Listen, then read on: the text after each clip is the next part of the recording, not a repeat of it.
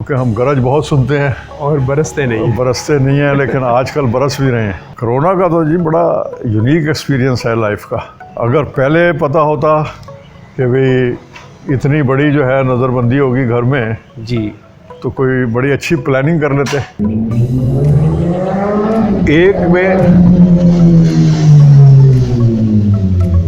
یہ کوئی مہم جو جی جوان ہے جو ہے جی اپنی گاڑی صحیح چلا رہا ہے لیکن وائیولیشن کر رہا ہے، شہر سواری کرے گا تو اس کی گاڑی تو صحیح چل رہی ہے لیکن لوگوں کو ڈسٹرب کر رہی ہے۔ تو ہمارے یہاں بھی ایسے ہی ہے جی، خود خوش ہو لیتے ہیں دوسروں کی قیمت۔ جی جی جی مسائل تو ہوتے ہی میری نظر میں وہ گئے جن کا حل بھی ہو۔ جی دو مسائل بہت ہی اہم ہیں: آئین کا مکمل نفاذ، قانون کا تمام شہریوں پر یکساں اطلاق۔ یہ رازوں میں سے ایک راز ہے ریاست کو مضبوط اور مستحکم کرنے کا، ملک کو خوشحال کرنے کا، اور ایک حقیقی معنوں میں جو عوام کی پارٹیسپیشنز کے ساتھ جمہوری نظام ہے اس کو لانے کا اور چلانے کا۔ یہ ہمارے ایک بہت بڑا خلا رہ گیا ہے۔ خاص طور پہ یہ کریڈٹ ضرور پیپلز پارٹی کو دینا پڑے گا، بھٹو صاحب کو دینا ہوگا کہ انہوں نے آئین بنایا۔ پہلے تو ہمیں یہ جائزہ لینا چاہیے کہ ہمارا آئین کس کس دور میں کس وجہ سے امپلیمنٹ نہیں ہو سکا۔ بالکل آئیڈیل حل نہیں ہے، حل آئیڈیل ہی ہونے چاہیے۔ آئیڈیلزم کو ہم نے کیوں شیلڈ بنا لیا ہے یہ کہہ کے ہر چیز کو ٹالنے کا کہ جی یہ آئیڈیل ہے۔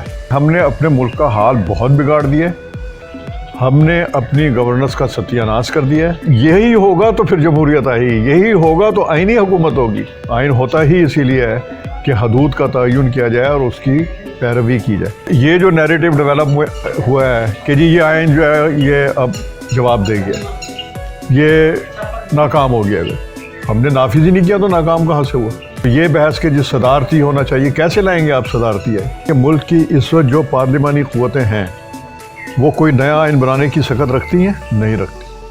کیا یہ نیئر فیوچر میں بنا لیں گی کوئی نیا آئین؟ جواب ہے نو۔ کیا یہ اس پر ایک طویل غور و خوض کرنے کی کیپیسٹی اس وقت رکھتی ہیں؟ جواب ہے نو۔ انتشار پیدا ہوگا، اور ایسا انتشار پیدا ہوگا کہ آپ ایک بند گلی میں اپنے آپ کو خود بند کر لیں۔ مشرقی پاکستان کی علیحدگی میں یاد دلانا چاہوں گا اسی بنیاد پر ہوئی تھی۔ میں آپ کو بتاؤں، جو فوجی آمریتیں ہوتی ہیں ان سے تو توقع ہی نہیں کرنی چاہیے کہ وہ کسی آئین کی پابند ہوں گی۔ ان کی یہ جرت نہیں پڑی کبھی بھی کسی حکمران کی بھی کہ وہ اس کو لپیٹ کے ہمیشہ کے لیے ختم کر دیں۔ وہ یہی کہتا ہے جی کہ یہ ہم اس میں ترمیم کر لیں گے، تبدیل کر دیں گے۔ ہماری جو سول الیکٹڈ گورنمنٹس ہیں ان کو یہ ہرگز گوارا نہیں کہ وہ بلدیاتی انتخابات کرائیں۔ جمہوریت ہونی چاہیے تو آئیڈیل جو اس کا آئیڈیا اس کے مطابق ہونی چاہیے۔ ادھوری جمہوریت خطرناک ہے کہ پولیٹیکل پارٹی کی کیپیسٹی کتنی ہے، اس کی لیڈرشپ کی کمٹمنٹ کتنی ہے، اس کا پروگرام کیا ہے، اس کے پروگرام پر عمل درآمد کرنے کی صلاحیت کیا ہے، اس کی ٹیم کا پوٹینشل کیا ہے، اور وہ کتنی سرگرم ہے، کتنی وہ عوام سے ہمدردی رکھتی ہے، کتنی وہ ان کی پرواہ کرتی ہے، اور وہ آئین میں اٹھائے ہوئے حلف کے کتنے وفادار ہیں۔ بلا تخصیص آپ جو ہماری پارلیمنٹری فورس ہے تینوں کو لے لیں کہ کتنی کیپیسٹی ہے۔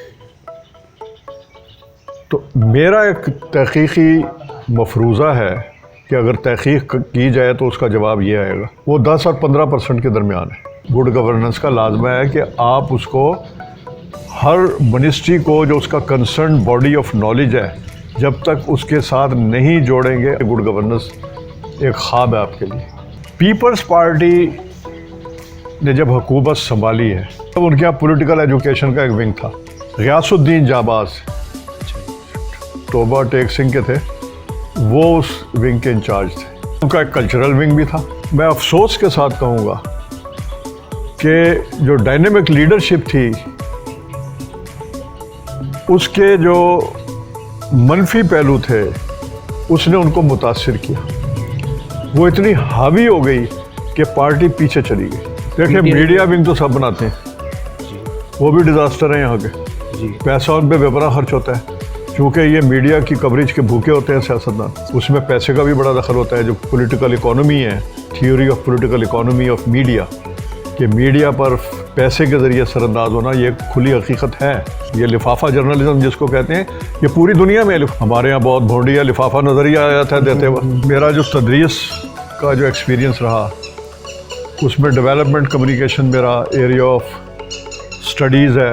میں سمجھتا ہوں کہ اس کے بارے میں اتنا کہہ سکتا ہوں کہ راہ کی نشاندہی ہو سکتی ہے.